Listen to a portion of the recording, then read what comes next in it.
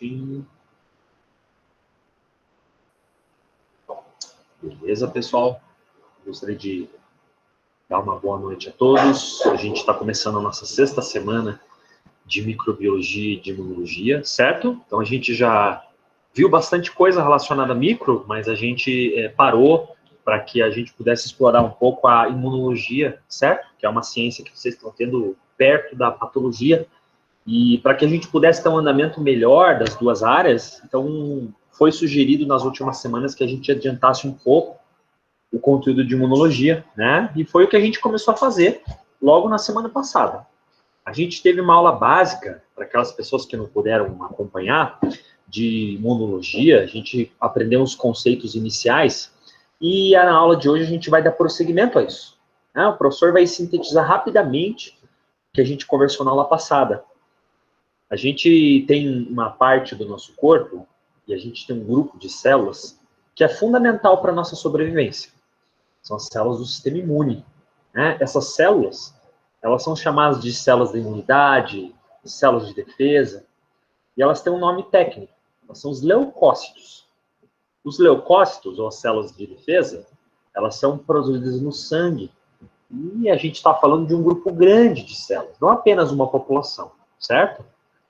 Essas células de defesa, esses leucócitos, eles vão ter funções diferentes, e eles vão trabalhar em conjunto para que você consiga ter um equilíbrio metabólico e para que você consiga sobreviver às várias ameaças que acontecem no nosso dia a dia.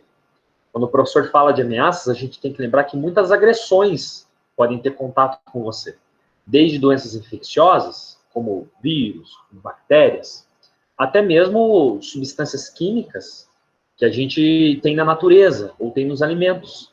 Muitas pessoas aqui, por exemplo, podem ter algum tipo de distúrbio quando comem um tipo específico de alimento. A gente chama isso de sensibilidade alimentar, sensibilidade alérgica, né? Então, muitas pessoas aqui podem ser alérgicas a camarão, a proteína do camarão, para ser mais específico, né? Ou algumas pessoas aqui podem ter uma sensibilidade grande à proteína do amendoim. Outras pessoas aqui na turma podem ter sensibilidade à picada de uma formiga, à ferroada de uma abelha. A gente percebe, então, que quando a gente fala de ameaças, a gente tem um quadro grande de substâncias, de eventos que podem acontecer. Tá? E as células do sistema imune, pensando em manter o teu corpo a salvo, em equilíbrio, elas vão atuar em conjunto.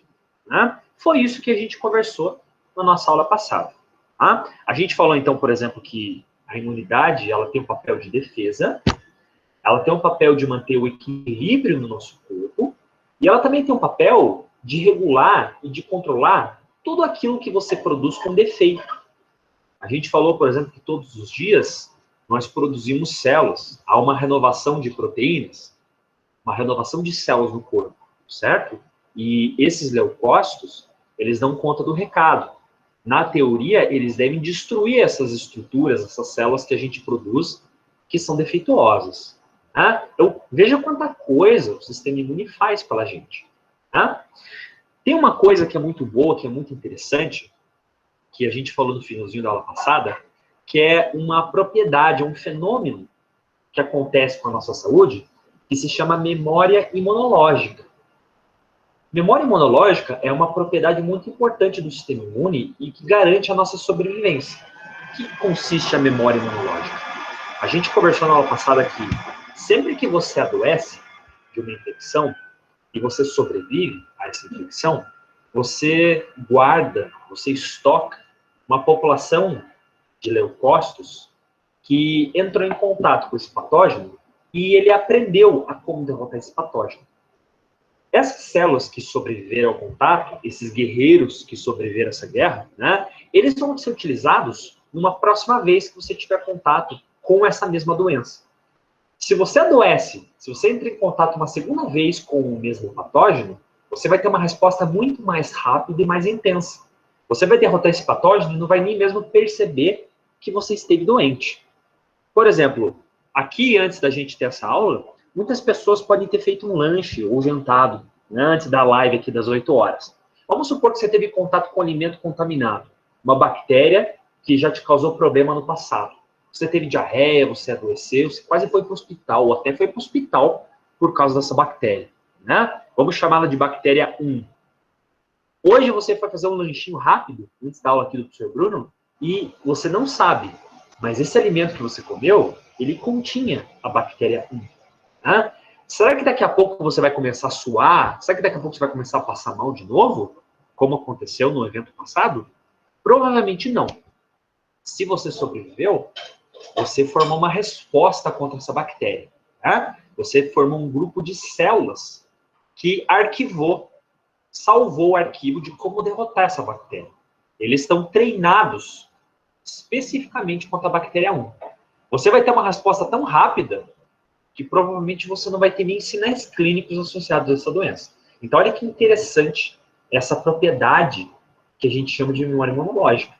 Né? Se você parar para pensar, essa necessidade que a gente tem aqui no mundo de tomar uma vacina contra o coronavírus é justamente isso, né?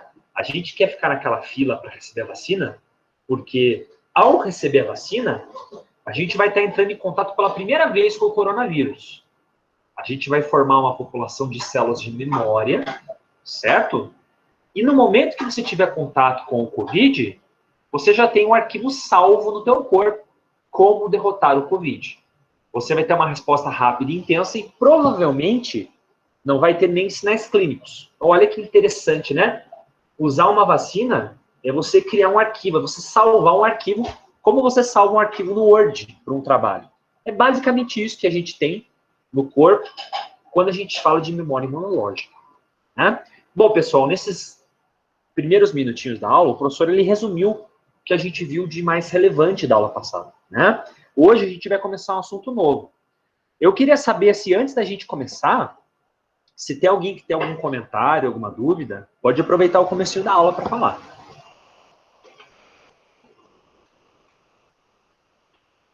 Tá tudo tranquilo? Eu tenho um comentário, então. Já que ninguém fez o comentário, o professor vai encher o saco de novo, né? Olha só, na turma da manhã, teve um aluno que fez uma pergunta bem interessante, né? O professor Bruno está falando esse papo de memória imunológica, mas isso é muito bonito na teoria. Na prática, o aluno ele falou que tem algumas doenças que ele conhece que não funcionam tão bem assim essa memória, né? Por exemplo, todo mundo aqui já ouviu falar que a gripe é uma doença que a gente pega todo ano, certo? Você pode entrar na fila da gripe todo ano, da vacina da gripe, né? E mesmo assim tem algumas vezes que você pega a gripe. Ora, você não teve a doença, você não teve gripe, por que eu pego gripe direto se eu estou salvando uma população de memória? Né? A gente está sendo aqui meio chato, porque o vírus da gripe é uma das raras exceções que a gente tem nesse caso. A memória imunológica, ela funciona assim. Não é papo de professor, não. Isso aqui funciona. Só que o vírus da gripe, ele tem algumas artimanhas. Tá? Vocês estão ouvindo todo dia na televisão que o coronavírus, ele é um vírus capaz de mutar. O que é isso? De se modificar, certo? Quando o vírus da gripe ele entra numa pessoa, ele infecta uma pessoa, há uma probabilidade razoável que a pessoa elimine o vírus com proteínas diferentes. Ou seja, o vírus, ao se multiplicar no organismo da pessoa, ele mutou. Leia-se, ele mudou as proteínas. Né? Então, a pessoa adquire um vírus e ela elimina um vírus levemente diferente. Acontece que esse levemente diferente já é capaz, por exemplo, de fazer o vírus escapar à sua memória. O teu vírus, o teu corpo, né, as tuas células de defesa, elas salvaram um arquivo para derrotar o vírus da gripe de 2019. O vírus da gripe de 2020, ele tem um casaco diferente. Quando ele entra no teu corpo, as tuas células não reconhecem o bicho porque tem um casaco diferente. Né? Então, na prática, todo ano a gente tem a vacina da gripe, mas é como se a gente tivesse várias safras de vírus circulando nesse momento. Né? Você vai, por exemplo, no supermercado, você tem aquele departamento de adega, né? Então, você tem vírus de sabores diferentes e de anos diferentes. Né? O vírus da gripe é isso. Você tem, por exemplo, a safra 2015, 2014, 2003, circulando agora, em 2021. Então, você está protegido contra o vírus 2017, 2018, 2019, mas você pode adoecer do vírus de 2001, por exemplo. Né? A gente não chama com esses nomes, o professor está facilitando apenas. Né? quando a gente tiver aula de vírus, a gente vai entender melhor como isso funciona, os nomes reais do vírus da gripe, tá? Mas isso é só uma comparação que a gente faz para a gente entender isso, esse papo, tá? Do jeito que o professor está falando, dá a impressão que quem produz a vacina é amador, né? A coisa não é uma brincadeira de criança tão fofinha quanto o professor está falando. As pessoas que produzem a vacina contra a gripe, elas têm uma boa estimativa, cálculos matemáticos que mostram quais vírus são mais frequentes naquela estação, tá? Mas ainda assim não é um cálculo 100% exato. A gente tem safras que circulam e sim, você não tem memória contra eles ainda. Então sempre tem chance de alguém ficar doente para gripe, mesmo tomando a vacina todo ano. Esse é uma artimanha que alguns vírus têm. Todos nós já sabíamos que o vírus da gripe é assim, e infelizmente a gente teve a notícia que o coronavírus poderia ser assim, né? A gente acabou de ver uma notícia boa na televisão que parece que as vacinas que a gente tem circulando hoje, como a Coronavac, elas têm uma proteção contra essas cepas que surgiram novas de vírus, como a variedade de Manaus, a variedade do Reino Unido. A gente não tem certeza se todos os tipos de vacina, todos os laboratórios têm essa proteção. A nossa, até o momento, indica ter. É isso que a gente tem na ciência, a última atualização. Né? Bom, essa era a informação que o professor tinha, tá? Para o resumo do que a gente conversou. Hoje, a gente vai começar a falar de um tema chamado resposta imunológica. A gente vai começar a entender como funciona essa defesa do corpo a partir do momento em que entra um patógeno. Né? O professor está falando, por exemplo, das células de defesa, dos leucócitos, mas a gente tem que entender quem são os leucócitos, né? O que cada um deles faz. É isso que a gente vai conversar hoje. Bom, em caso de dúvida, vocês podem interromper o professor ou podem perguntar aí no nosso muralzinho, tá bom? O professor vai então colocar aqui os nossos slides para a gente começar conteúdo novo, tá? Bom, a gente vai então agora começar a entender na ordem cronológica como que as coisas acontecem a partir do momento em que entra uma bactéria, a partir do momento que entra uma ameaça no organismo. Tá? O nosso corpo, ele tem um grupo grande de células que vai responder a uma ameaça, certo? A gente pode pegar todas essas células de defesa e a gente pode enquadrá-las em dois tipos de resposta. A gente tem a primeira resposta, que é chamada de resposta inata, e depois a gente tem uma segunda resposta, que é a chamada de adaptativa. O que significa cada uma delas, professor? Bom, a gente tem a primeira resposta, que é desencadeada logo quando um patógeno entra no corpo. Né? A resposta inata, ela pode ser dita que é a primeira linha de defesa quando um inimigo entra no corpo.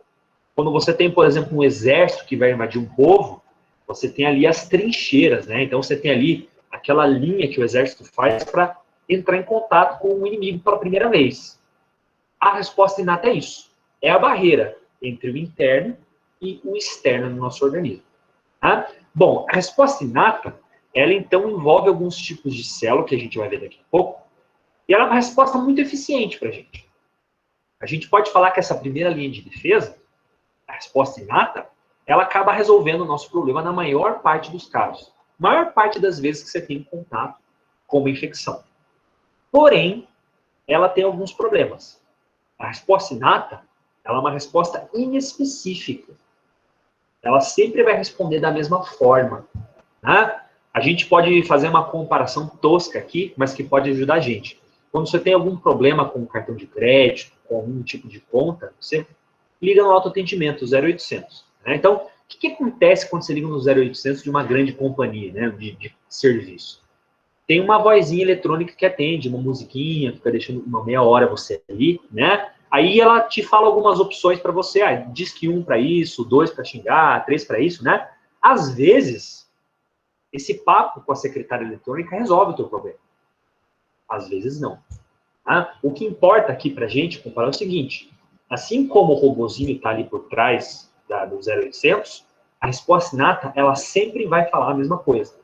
Se você desligar o telefone e pegar ele de novo, o robozinho ele vai começar do início. Você pode estar ali, né, nível 1000 de fúria, ele sempre vai começar o discurso do mesmo jeito. Né? A resposta inata é isso. Ela não faz nada fora do padrão. Então, alguns vírus, eles são destruídos pela resposta inata, outros não. Tá? Bom, o professor falou que a resposta inata é muito eficiente, mas às vezes não dá certo.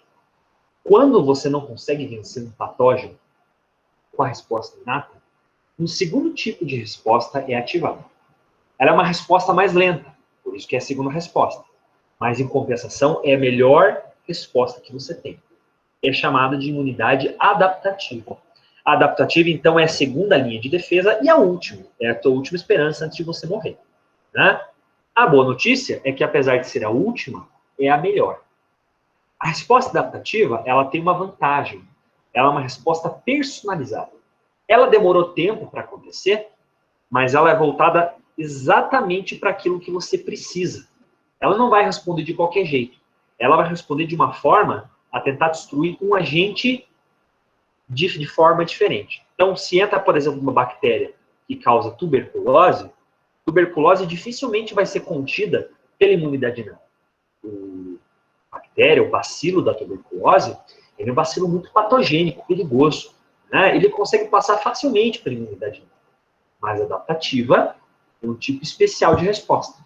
E consegue montar um plano de batalha voltado contra as armas específicas que o bacilo da tuberculose tem.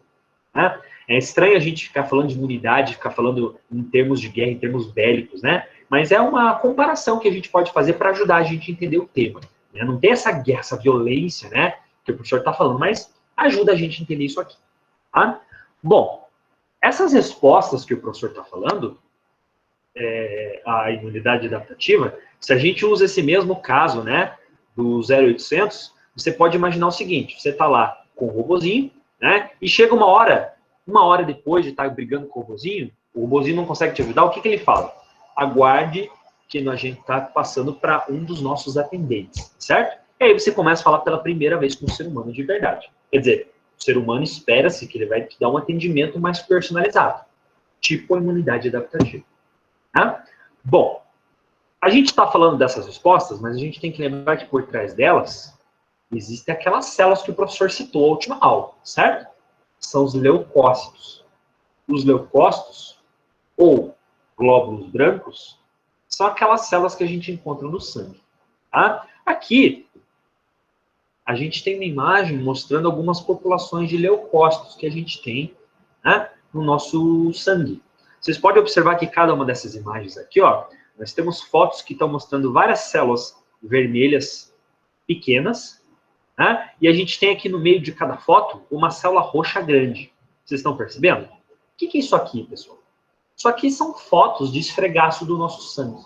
A gente coleta uma gotinha do nosso sangue, a gente coloca numa lâmina e nós usamos corantes. Assim como a gente pode pintar uma bactéria, como o professor ensinou nas aulas passadas, né? A gente pode pintar o nosso sangue também.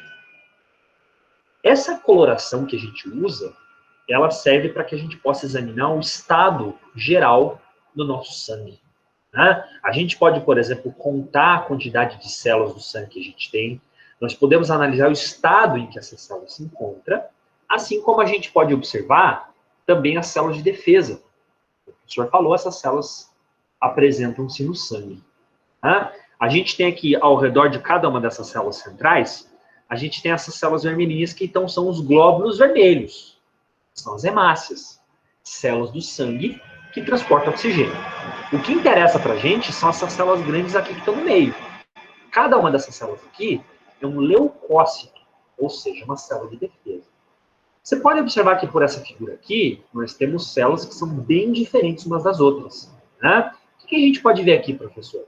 A gente tem esse grupo de leucócitos sendo dividido em dois grupos principais.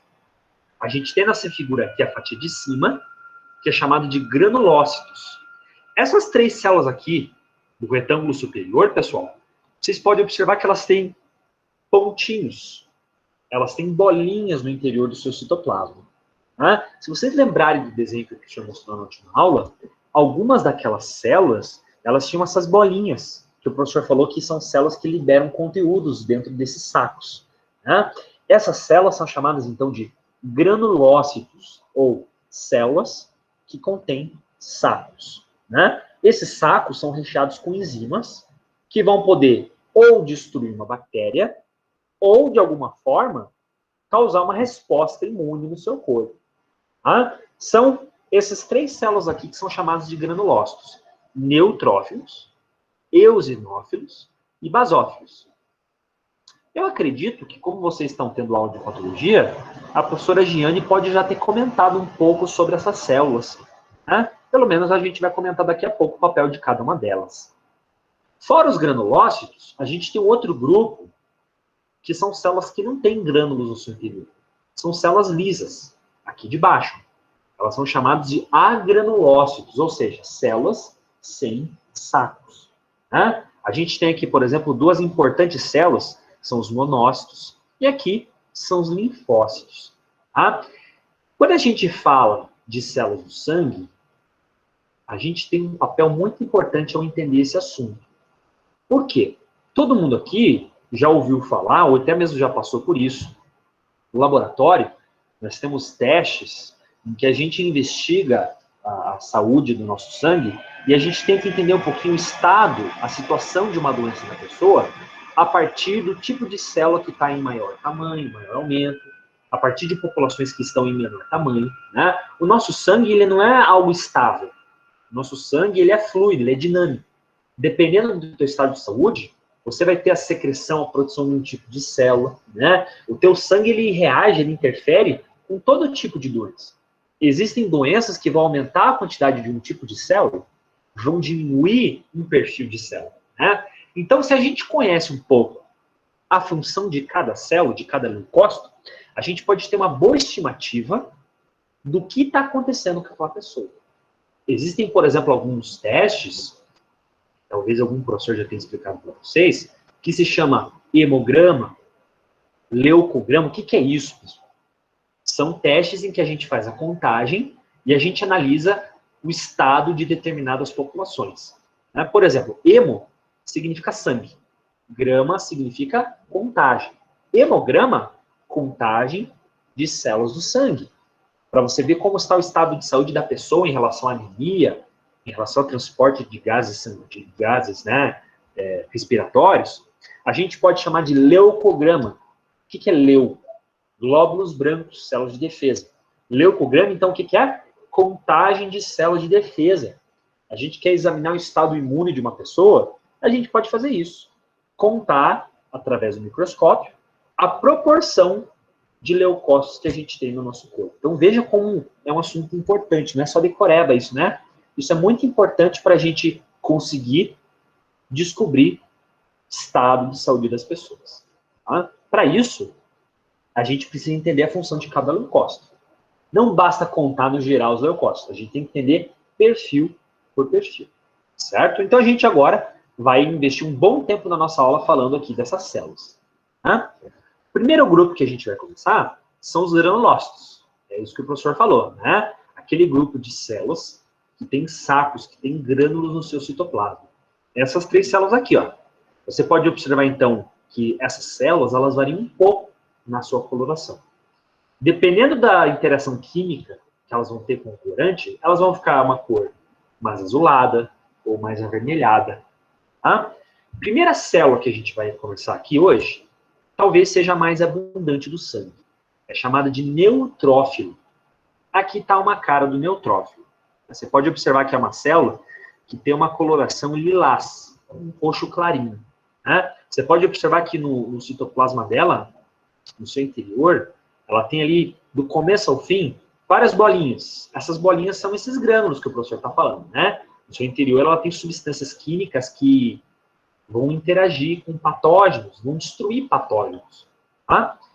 Tem uma coisa interessante do neutrófilo, que você vai perceber, que essa mancha grande roxa aqui, toda deformada, né? O que é isso aqui, professor? Isso aqui é o núcleo do neutrófilo. A gente está habituado a imaginar o núcleo de uma célula como uma coisa bonitinha, fofinha, redondinha, né?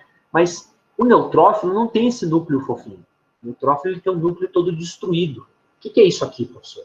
Esse é o tipo de célula que, quando ele é recrutado, quando ele vai trabalhar, ele destrói o seu núcleo, ele fragmenta o seu núcleo para que ele torne-se mais ativo. Por esse motivo, a gente pode chamar o neutrófilo com outro nome também. Alguns exames de sangue, alguns laboratórios, eles podem chamar os neutrófilos de polimorfonucleares. O que é isso? Nuclear, morfo significa formato, poli, muitos. Então, é uma célula que tem um núcleo com muitos formatos. Você precisa decorar isso. Se você começar a chamar isso aqui de neutrófilo, tá valendo. Tá? Professor, você acabou de falar que o neutrófilo ele é a célula de defesa mais abundante no nosso sangue. Qual a função do neutrófilo, Sérgio? O neutrófilo é uma célula que é capaz de fagocitar. A gente conversou disso na aula passada, lembra? Fagocitar é aquela célula que consegue comer um patógeno. Comer micróbios. O que é isso? Ele consegue emitir membrana plasmática, projeções, e consegue englobar o patógeno que ele capturou. Né? Comer um patógeno. Fagocitose. Tá? O neutrófilo ele é uma célula muito eficiente no combate a infecções bacterianas. Ele come de tudo, mas ele é particularmente bom em comer bactérias patogênicas, o professor fala. Né? Dessa forma, como o neutrófilo é muito bom em fagocitar bactérias, duas situações a gente pode encontrar bastante neutrófilo. Né? A gente pode encontrar neutrófilo em infecções bacterianas, certo? E a gente também pode encontrar ele em eventos inflamatórios, inflamações. O professor falou que os neutrófilos, eles fagocitam, não é verdade? Então, existem algumas regiões do teu corpo que podem, por algum motivo, ter iniciado uma destruição. A inflamação é isso, certo? É uma lesão em alguma parte do tecido, alguma parte do corpo, em que você destrói o tecido daquele local. Quando você destrói o tecido, o que está acontecendo ali? Vira um campo de batalha. Pedaços de célula, restos de tecido, entram substâncias que não deveriam estar ali, bactérias contaminando a região, né? O corpo ele vai recrutar neutrófilos para aquela região. E uma vez chegando lá, o que os neutrófilos vão fazer? Fagocitose. Então, é comum a gente ter esses neutrófilos fagocitando regiões que estão infectadas por células. Teve um aluno de biologia no passado que perguntou assim para o professor, ele era um motoboy, né? E ele se acidentou e ele acabou quebrando o nariz no acidente. Ele fez uma cirurgia para corrigir o nariz que estava quebrado, a cartilagem, né? E ele fez um exame de sangue e levou lá para a aula para a gente entender. No exame de sangue dele, a gente tem a contagem de todas as populações de células de defesa. Estava mostrando ali que o neutrófilo, a população de neutrófilos, ela estava aumentada. Ou seja, existia mais neutrófilos no sangue desse aluno do que o normal, do que o esperado. O que significa isso, pessoal? Ele era uma pessoa que tinha acabado de passar por uma cirurgia. Na cirurgia, geralmente a gente tem uma inflamação. Concorda comigo? Ele se acidentou, ele machucou o nariz, ele estava com uma inflamação naquela região, na região nasal, certo? É normal a gente esperar uma quantidade de neutrófilos que migrou para aquela região tentar limpar a ferida. Né? Se uma pessoa, por exemplo, come um alimento estragado e a pessoa tem febre, passa mal, né, fica alguns dias de cama, se eu coletar o sangue daquela pessoa, não deveria me surpreender se a pessoa tivesse aumento de neutrófilo, certo? Os neutrófilos foram recrutados para comer, para fagocitar a bactéria invasora. Concorda comigo? É basicamente isso. Tá? Um outro perfil de granulócito, de célula que tem grânulo que nós temos, é o basófilo. O basófilo, vocês podem perceber que ele tem uma cor, um roxo um pouco mais forte, né? E o basófilo, ele tem esses grânulos maiores. Você pode até não conseguir nem ver direito o núcleo dessa célula de defesa. Tá? O basófilo, ele é uma célula que necessariamente não tem um papel principal. Ele tem um papel de auxílio, de coadjuvante nessas funções que o professor está falando. Existem duas situações específicas que os basófilos participam muito bem. Eles são responsáveis por dar apoio nas reações alérgicas e nas reações inflamatórias. Né? Por que o basófilo é uma célula que dá apoio, professor? Nesses grânulos grandes que vocês estão vendo aqui na célula, eles têm uma substância química chamada histamina. A histamina é uma substância química que os basófilos produzem e que é responsável por alguns sinais que a gente tem para que a gente consiga ter uma resposta maior, né? Uma resposta voltada para curar uma pessoa, uma defesa. É normal, por exemplo, a gente ter alergia e a gente, quando come alimento que a gente é alérgico, a gente ter coceira, vermelhidão, a gente tem inchaço em alguma região, por exemplo, a pessoa comeu um alimento e começou a ficar com coceira pelo corpo, ou a pessoa respirou pólen, a pessoa é alérgica a pólen, poeira. A pessoa aspirou aquilo e começou a espirrar, né? Começou a coçar o nariz, espirrar, aquele desconforto. O que causa esses sinais na gente, professor? A histamina que existe dentro dos basófilos. Os basófilos, eles estão tentando ajudar você. A reação alérgica é algo que te irrita, é algo que te incomoda, né? Mas o corpo, ele está com uma boa intenção por trás desse efeito ruim.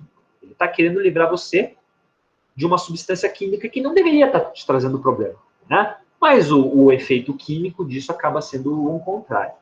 Né? Então é comum a gente ter associação de basófilos em alergias e em inflamações.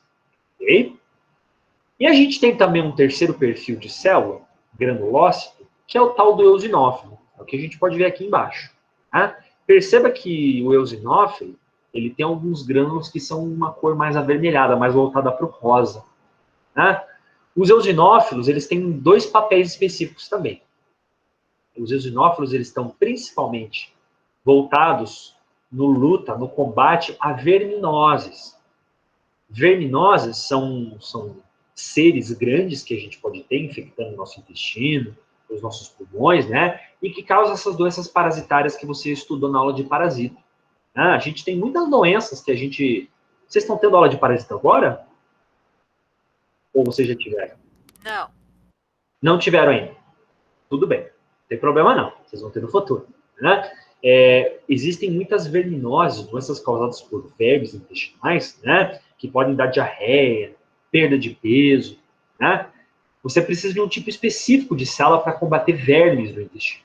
Né? Os eosinófilos têm um papel muito importante nisso. Se você vai, por exemplo, para uma região carente, uma região, por exemplo, de poder socioeconômico baixo, né? E você, por exemplo, acaba vendo um número assim de criancinhas que podem estar desnutridas, criancinhas que têm um comprometimento de saúde muito grande. Se você coleta o sangue dessas criancinhas, muitas dessas criancinhas podem ter, por exemplo, um aumento de eosinófilos. Né? E você se pergunta, por que isso, professor? Bom, essas criancinhas, por estarem em uma situação precária, geralmente regiões pobres estão associadas a verminoses, né? Então, parasitas no intestino, por exemplo. É comum você ter o recrutamento dessas células, dos eosinófilos, para tentarem te auxiliar. Né? Então, o que o professor quis dizer até o momento da aula, pessoal? A gente começa a perceber que a gente tem populações de células que acabam se especializando por um lado ou por outro lado, para um tipo de resposta, para um tipo de situação. Veja como isso é importante para a gente entender um pouquinho a situação do nosso corpo. Né? O professor queria aproveitar agora, pessoal, que a gente já começou um pouquinho a aula de hoje, né? E ver se tem alguém que tem alguma dúvida, algum comentário. Fique à vontade. Vocês estão entendendo o que o professor está falando?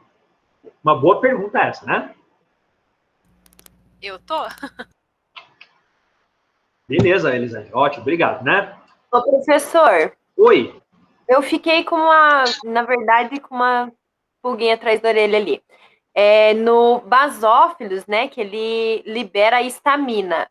Quando a gente toma o antialérgico, por exemplo, o Histamin, é isso que a gente está tomando? Muito boa pergunta, né? O professor estava na cabeça que eu ia falar isso, mas passou batido. Ótimo que você perguntou. Quando a gente libera, os basófilos liberam histamina, eles causam no teu corpo sinais de resposta alérgica. Então, coceira, vermelhidão, espirro, todos esses sinais que a gente está acostumado. A pessoa vai na farmácia e compra um antialérgico. O que a maior parte dos antialérgicos tem? Antihistamínico. Não é histamina, é pelo contrário. A substância que vai bloquear a histamina. Olha que legal. Né? Você está com a histamina circulando no teu corpo, porque as células liberaram, e você precisa de uma substância que vai bloquear o efeito da histamina. É o antihistamínico. Certo? Se bloquear o efeito da histamina... Ah, entendi. A ação do basófilo perde efeito. Histamina lembra Histamin, eu achei que... Isso. O nome é para brincar justamente por isso, né? Então, polaramine, por exemplo. Polaramine, o que é? Um antihistamínico. Né? O ixizine, um antihistamínico. Certo? Beleza. Mais alguma dúvida, pessoal, até o momento? Essas células que a gente está falando, como o professor falou na aula passada, né? A gente falou de algumas células e vai falar mais células agora, né? Aqui, a gente não tem a função de decorar isso, certo? Primeiro porque a gente vai ver mais vezes isso. A imunologia, ela não vai ser passada uma vez isso e ficar nessa. Não, a gente vai comentar um pouco mais sobre isso nas próximas aulas. A gente vai reforçar o papel dessas células de defesa. Mas é importante que a gente comece, a partir de hoje, a se familiarizar. Quer dizer, iniciamos a nossa relação com essas células, né? E daqui para frente a gente começa a ter elas mais próximas. Vocês vão ver que vai fazer um pouco mais sentido à medida que a gente vai avançando no conteúdo. Bom? Então, beleza. Continuando aqui, pessoal. A gente estava falando até agora dos granulócitos, certo? A gente agora vai falar dos agranulócitos. O que é isso? São as células chamadas de células lisas. Células de defesa que não têm grânulos no seu interior. Né? Existem menos. Aqui tem várias células, mas na verdade a gente está falando das mesmas. Né? Bom, tem algumas células que a gente conversou no passado e que vocês talvez lembrem. Né? A gente tem uma célula no nosso sangue que é chamada de monócito. Como a gente pode ver aqui, ó. Monócito. O monócito, a gente tem aqui o desenho dele, ele é a maior célula de defesa que a gente tem no nosso corpo, no nosso sangue. Né? O monócito, ele por si só, ele não faz nada. Quando necessário, o monócito vai se diferenciar, vai se transformar numa das células mais importantes que a gente tem no nosso corpo, que é o tal do macrófago. Né? Desde a Biocell, desde o ano passado, o professor Bruno está conversando com vocês, ele cita de vez em quando esse nome, macrófago. Né? O que é macrófago, professor? Macrófago é uma das células mais importantes do sistema imune. O macrófago é essa célula aqui que a gente pode ver, que ela é deformada, ela não tem um formato definido. Né? Essa célula aqui, ela tem esse formato que é bem irregular, porque ela vai usar a membrana plasmática dela para poder se movimentar. É uma célula que persegue micróbios para que ele possa fagocitar esses micróbios. Ele vai emitir pseudópodes, ou seja, ele vai emitir projeções, pedaços da sua membrana plasmática, para capturar, engolir e comer, digerir, né, detonar os micróbios que a gente tem no corpo. Os macrófagos, eles são células que não atuam no sangue. Os macrófagos são células que atuam nos tecidos. Né? O professor acabou de falar alguns minutos atrás de uma célula que faz fagocitose e uma célula que é bem abundante no sangue. O senhor falou do neutrófilo, certo? Bom, a gente acabou de falar que o neutrófilo faz fagocitose, professor. Agora você está vindo aqui falando que o macrófago também faz fagocitose? Por que o corpo precisa de duas células fazendo fagocitose? Né? Lembra que esse time aqui, de leucócitos, células de defesa trabalham em conjunto, certo? Não tem uma célula que vai tentar sabotar a outra. Elas estão tudo trabalhando em equipe. Né? O macrófago é uma célula que ela tem uma vida útil maior. Ela consegue sobreviver por mais tempo. Mas, em compensação, ela é uma célula mais lenta. Até ela chegar no local necessário, ela demora um pouco. O neutrófilo, ela já é uma célula mais rápida. É uma célula que consegue chegar no local de ação mais rápido, porque como é a célula mais abundante do sangue, ele consegue, pelo sangue, pelos vasos sanguíneos, surfar até a região em que ele é necessário. Né? Então, veja como uma coisa interessante nesse sentido assim. Tá? Bom, os macrófagos, eles têm um papel muito importante, então, na fagocitose de micróbios, certo? E o professor acabou de falar, eles são células de grande vida útil, eles sobrevivem por muito mais tempo. Né? Mas o professor não estava falando de macrófago, né? Ele estava falando de monócito. O monócito, quando necessário, se transforma em macrófago. Né? Mas o monócito, ele também pode evoluir, ele também pode se adaptar, se transformar em outro tipo de célula. O monócito, ele pode se transformar numa célula que a gente tem aqui embaixo, ó, célula dendrítica. Célula dendrítica é uma célula que tem esse formato estranho. Vocês podem ver que ele está com um monte de riscos, de projeções, parece uma estrela do mar isso aqui. Né? O que são esses pedaços, professor, esses fios que estão saindo aqui da célula dendrítica? Isso aqui é uma célula que parece uma estrela, né? Então, dendro, célula dendrítica, dendro significam dedos, parece que é uma célula cheia de dedo. ao redor da membrana plasmática, né? Essa célula aqui é uma célula que é muito boa em capturar patógenos. Ou seja, ela também fagocita patógenos, que nem o macrófago e que nem o neutrófilo. Mas ela não digere. Ela é como se fosse um caminhão de lixo. Quando você tem muito micróbio, abundância de micróbios naquele local, a célula dendrítica é uma célula que é muito boa em colocar ele para dentro, engolir esse bicho, mas ele não come esse bicho. Ele engole e ele vai levar para células especializadas. Células que têm um papel personalizado na defesa. Então, veja que a gente está falando aqui de algumas células que comem e destroem. Outras que comem, mas não destroem. As células dendríticas são células que são muito usadas quando você se vacina. Quando você se vacina, você, na verdade, está querendo produzir anticorpos contra aquele patógeno, aquela bactéria, né? Você, por exemplo, quer tomar uma vacina contra o Covid. Você quer, na verdade, formar anticorpos contra o Covid, certo? Como que você vai formar anticorpos, professor? No momento que alguém colocou uma injeção no teu braço e colocou ali a vacina, injetou peças, proteínas, ou vírus do Covid em você, você vai ter ali um monte de proteínas do Covid, certo? Existem células de defesa que vão para aquela região e vão fagocitar aquilo. São atraídas para aquele local, certo? Para quê? Para limpar aquela região. A célula dendrítica é interessante, porque a célula dendrítica vai comer, mas ela não vai destruir. Ela vai levar para a célula que é responsável pela produção de anticorpos, para que você tenha a memória para sempre contra o Covid. Olha que legal, né, pessoal? Vocês percebem que, aos poucos, a aula de imunologia vai começando a fazer sentido, certo? Aos poucos, o teu repertório de entendimento, de imunidade, vai crescendo. Isso é o que é legal, né? A gente começa a entender por quê e como as vacinas funcionam. Tá? Mas o professor, até agora, de todas essas células de defesa que o professor estava falando, a gente estava falando de soldados. Células que têm um papel muito importante, mas são soldados. O que o professor vai falar agora são os generais do sistema imune. Todo time tem um líder. Não teria por que a célula de defesa não ter o seu líder também. Tá? De todas as células que a gente conversou até agora, a gente tem células que têm um papel muito relevante na defesa. Mas eles não são responsáveis por uma imunidade personalizada, uma imunidade específica. Essas células que o professor estava falando agora, elas são células que vão se comportar da mesma forma sempre. Elas não vão mudar o repertório de ações. Ou elas vão agir e vão dar sucesso, ou elas vão agir e vão fracassar.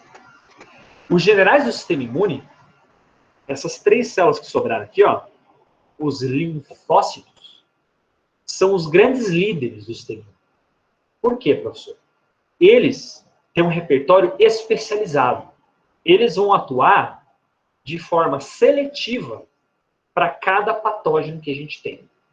Quando o professor falou no começo da aula que a gente tem 2 tipos de resposta, a resposta inata, que é aquela resposta padrão, padrãozinho, e a resposta adaptativa, que é aquela resposta certeira, a gente está querendo dizer que os generais do sistema imune, os linfócitos, eles são responsáveis pela resposta específica. Esses 3 bichos aqui que a gente tem, o linfócito B, o linfócito T e o natural killer, essas 3 últimas aqui, ó, eles são a tua última grande esperança antes de você morrer. Aí vem a importância de você ter uma população de linfócitos no teu corpo. Eles são realmente as células mais importantes. Não estou menosprezando as outras, né? O professor falou que as células de defesa trabalham num time. Mas sem os linfócitos, você não teria passado de 1 semana de idade. Quando a criancinha ela é parida pela mãe, né, e ela começa a entrar em contato com pessoas diferentes, ambientes diferentes, ela só sobrevive graças aos linfócitos. A criancinha, quando nasce, as primeiras horas, os primeiros dias de vida, ela é um corpo totalmente imaturo, totalmente sem experiência. Pensa, por exemplo, ela está protegidinha no útero, é um ambiente controlado na mãe, né, e ela vem para esse mundão aqui, para esse ambiente que tem muitas ameaças. Então, poluição do ar, vírus e bactérias que estão pelo ar, alimentos, substâncias químicas, substâncias tóxicas que estão presentes na atmosfera. Veja que a criancinha, ela precisa dessas células com papel específico, papel personalizado. Tá? A gente hoje falou um pouquinho sobre essas células, cada uma delas, mas como o professor falou, esse é o primeiro contato que a gente está tendo, né? Diferente da memória imunológica, que um contato apenas já basta para você lembrar para sempre, né? A nossa memória não é tão fofinha assim quanto a memória da célula de defesa. Então a gente está vendo isso aqui, a gente não vai ter uma resposta eficiente. A gente precisa ver novamente e rever e rever. Né? É tipo aquela novela, por exemplo, que você adora, mas quando ela repete na televisão, você percebe que um monte de coisa você tinha esquecido. Tá? O senhor quer mostrar para você aqui, ó, um vídeo bem interessante, que é uma célula, um neutrófilo, né, atuando. Se você lembrar o que o professor falou alguns instantes atrás, a gente falou que o neutrófilo ele é uma célula que fagocita, certo? Então a gente vai observar agora uma célula fagocitando uma bactéria. Tá? Eu não vou falar durante o vídeo, porque tem aqui uma mulher inglesa que está falando e vai atrapalhar bastante a gente, né? Então vamos escutar primeiro, ver o primeiro vídeo e depois eu explico.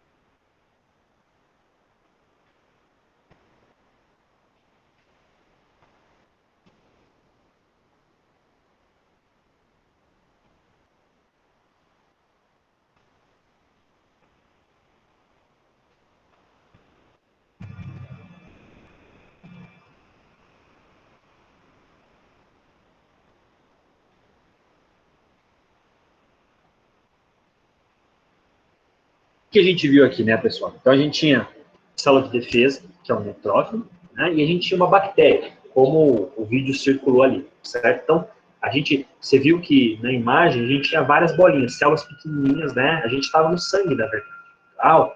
O ambiente do neutrófilo. Né? No momento que uma bactéria entra no sangue, você tem essas células de defesa que vão atuar contra essa bactéria. Tá? Você percebeu ali que tinha uma perseguição. A bactéria estava fugindo e o neutrófilo estava perseguindo. A gente pode ser conduzido, já que nesse mundo, a gente sempre tenta romantizar, a gente sempre tenta contar uma historinha, animar as coisas, né? Parece que a bactéria e a célula de defesa tem vida, parece que é tipo uma perseguição de gato e rato ali, né? Não é assim que funciona. A bactéria, ela emite substâncias químicas derivadas do seu metabolismo, então a bactéria se alimenta e ela descarta no ambiente substâncias químicas, né? A nossa célula de defesa evoluiu para conseguir detectar esses restos químicos e aí começa essa perseguição. Essas células, tanto a bactéria quanto o neutrófilo, de fato, elas se movem, né? Elas não se movem porque elas têm um cérebro, porque elas estão vendo, eu vou ali porque é mais legal ali. Não. Tudo isso é receptividade química. Então, a bactéria, ela está se locomovendo, ela está se direcionando para regiões que têm alimento. Então, ela tem estruturas químicas que contribuem para ela conseguir ir atrás de alimento. E a célula de defesa, ela tem substâncias químicas para perseguir o rastro da bactéria. Então, é realmente uma perseguição, né? Mas é uma perseguição de caráter químico, não de caráter fofinho, de história policial, por exemplo. Tá? Mas essa imagem desse vídeo que a gente está vendo aqui é algo que está nesse momento acontecendo em mais de 1000 lugares diferentes pelo teu corpo. Essas células aqui trabalham 24 horas por dia à procura não apenas de micróbios, mas de peças defeituosas do teu corpo. Células defeituosas, substâncias químicas que você comeu, né? Componentes químicos que você produziu. Então, veja como o sistema imune, de fato, é um sistema bem interligado. Tá? E só para a gente dar algumas pinceladas aqui antes da gente terminar a nossa aula, a gente tem aqui, para a gente revisitar o início da aula, um pouco sobre essas duas respostas que o professor conversou. Então, primeiro, a gente tem aqui a tal da resposta inata. Né? O professor comentou no início da aula que a resposta inata é a primeira resposta que nós temos. É o primeiro limite que você tem ali entre a defesa e entre o ataque. Tá? Se eu estou falando que a imunidade inata é a primeira resposta do corpo contra uma agressão, quais partes do corpo será que estão envolvidas com essa resposta? Né? Você tem que lembrar de tudo que você tem no organismo, aquilo que está mais em contato com o meio ambiente. É a pele e as mucosas. Né? A pele é essa superfície que separa o ambiente externo do interno. O maior órgão que nós temos. É uma barreira natural. As mucosas são as portas de entrada que a gente tem em contato com o meio ambiente. O que a gente quer dizer com isso, as portas de entrada?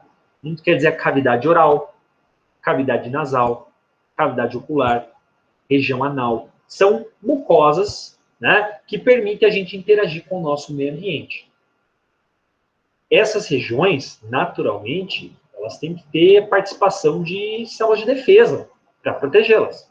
Pensa, por exemplo, naqueles filmes que a gente vê antigos, né? Um castelo, ele nunca está exposto no meio ambiente. O castelo sempre tem muralhas, sempre tem fossos, pontes movediças, né? É basicamente isso. A nossa pele é essa muralha de um castelo medieval. E a gente vai ter ali o quê? Soldados esperando ali, né, com arma na mão, o inimigo chegar.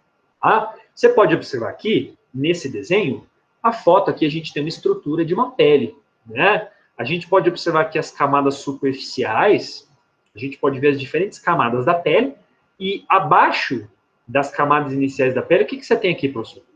Você tem aqui uma região cheia de leucócitos. Cada uma dessas bolinhas aqui, com tamanhos e com cores diferentes, é um tipo de célula do sistema imune. Né? O professor acabou de falar, por exemplo, daquelas células chamadas de células dendríticas. Aquelas células em formato de estrela do mar e que são responsáveis por fagocitar patógenos, colocar para dentro.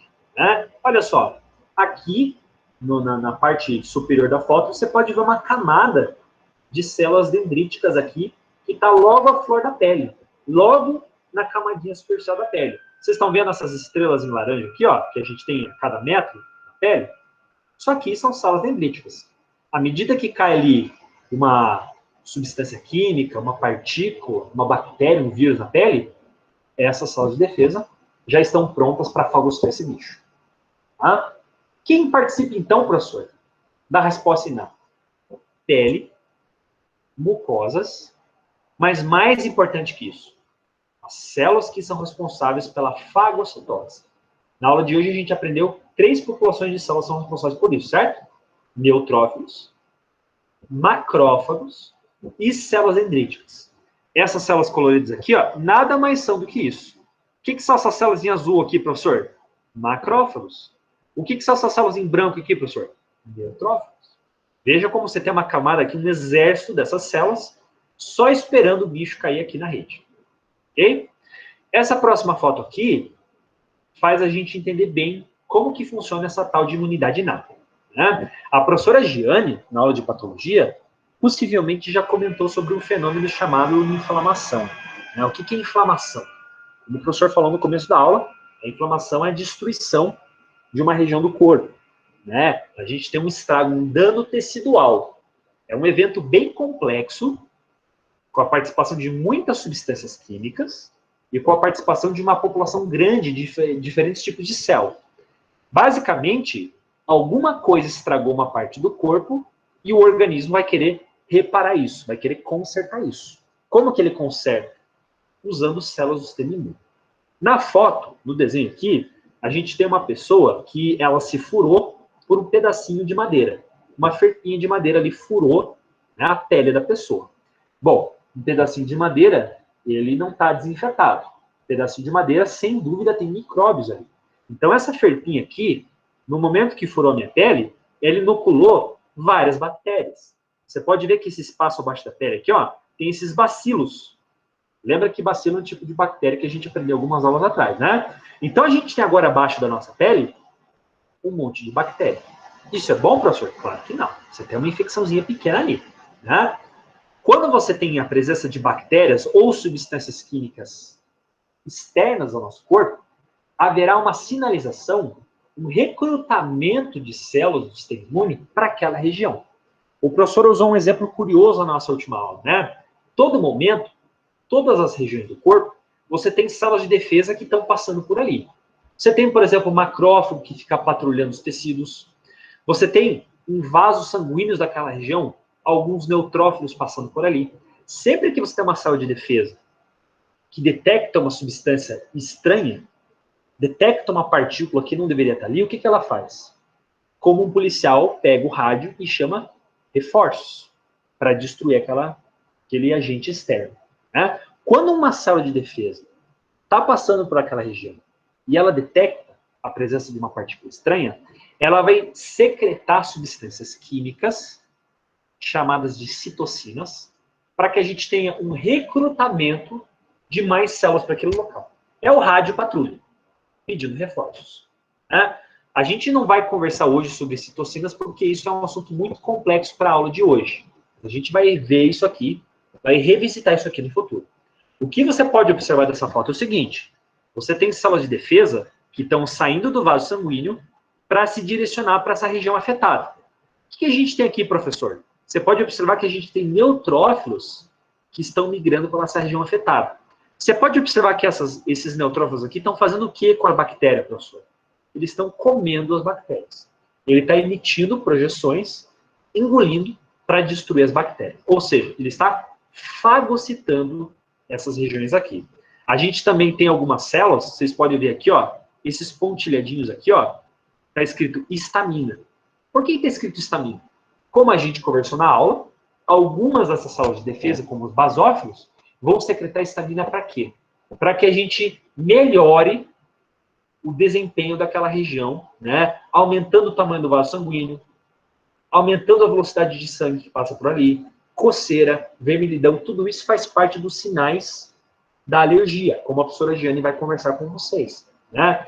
Essas substâncias químicas, elas são utilizadas para que todo o fenômeno da inflamação, ele tenha prosseguimento, prossiga, para que a gente consiga o reparo daquele tecido. Né? Basicamente, esses são os fenômenos que estão envolvidos com a resposta inata.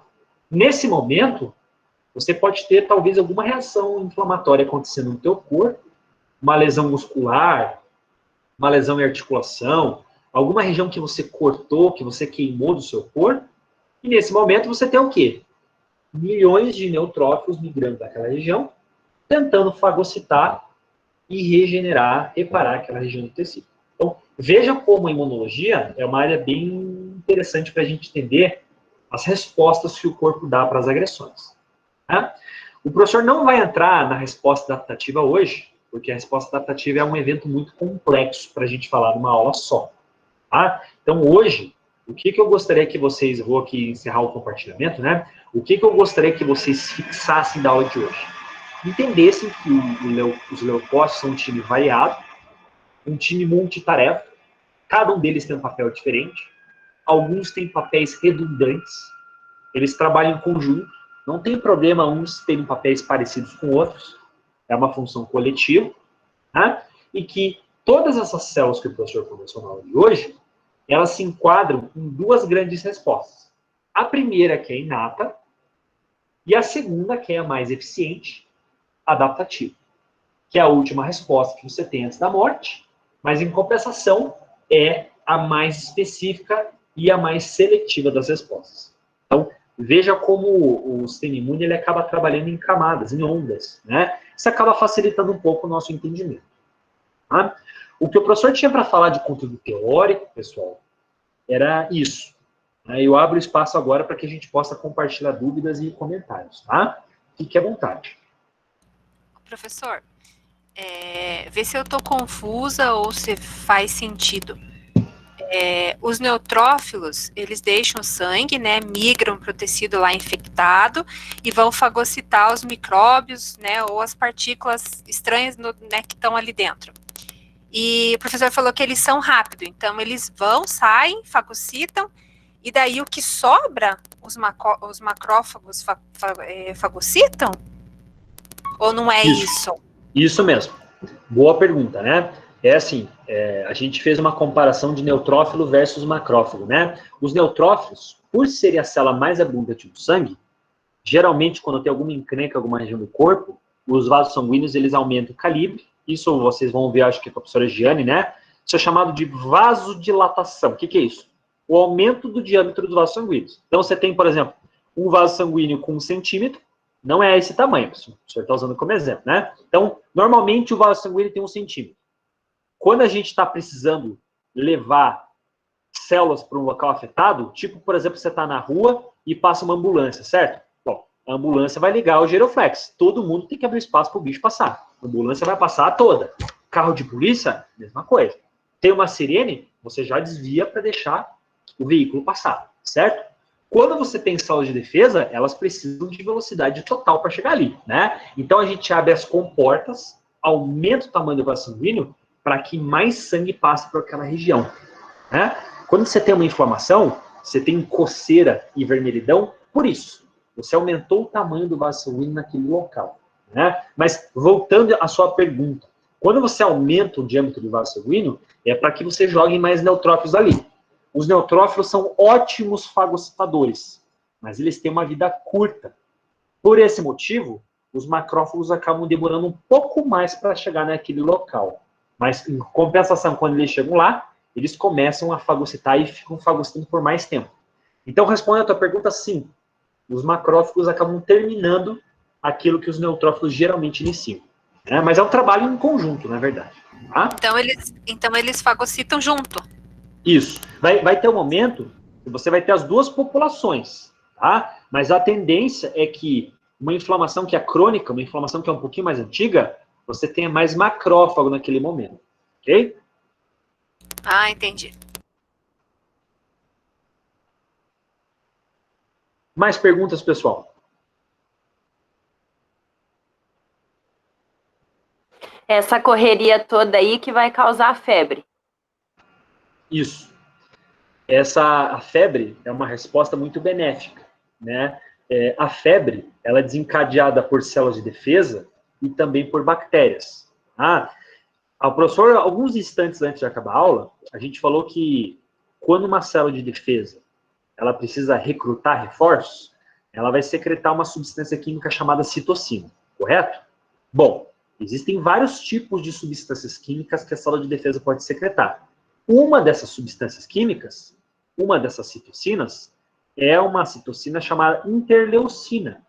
Interleucina do tipo 1. A interleucina do tipo 1 é uma substância química que é responsável por aumentar a temperatura. Ela, na verdade, vai interagir com o centro do controle de temperatura do nosso corpo, que é o hipotálamo, uma região do sistema nervoso central. Né? Ele está fazendo o quê? Gira o botãozinho aí para aumentar a febre, aumentar a temperatura do nosso corpo. Aí você se pergunta assim, mas por que o corpo aumenta a temperatura dele, né? Qual que é o benefício por trás disso? Quando você aumenta o calor, a temperatura do seu corpo, você está aumentando o metabolismo de célula de defesa. Em outras palavras, você está tunando a célula de defesa. Elas vão ser recrutadas e elas vão se diferenciar mais rápido.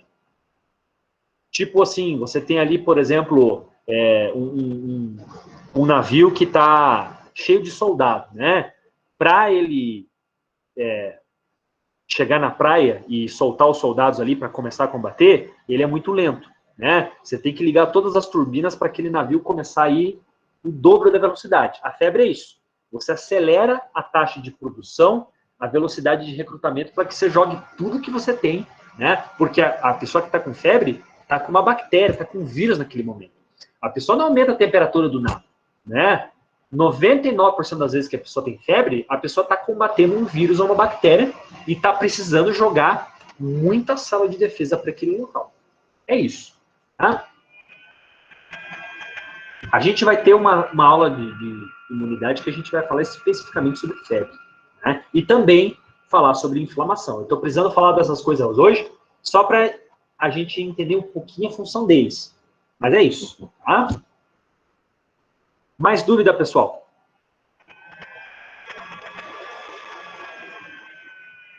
Beleza, então. Tá tudo tranquilo? Beleza, então, Lucas. Olha só, pessoal, se a gente não tem mais dúvidas, então, desejo uma ótima semana para vocês. Tudo bem? Professor, você até agora não passou nenhum trabalhinho para a gente, professor. Calma. O professor vai passar daqui a pouquinho um trabalhinho para a gente, tá bom? Não se preocupe, né? Na verdade, na próxima aula, o professor vai encaminhar um trabalhinho, a gente vai falar sobre isso, para que a gente tenha aí a composição de uma nota. Bem? Fiquem tranquilos. Bom? Meus queridos, tenham uma ótima semana e a gente se vê a próxima quarta-feira à noite. Bom? Obrigado pela presença. Boa noite. Boa noite. Boa noite. Boa noite. Até mais.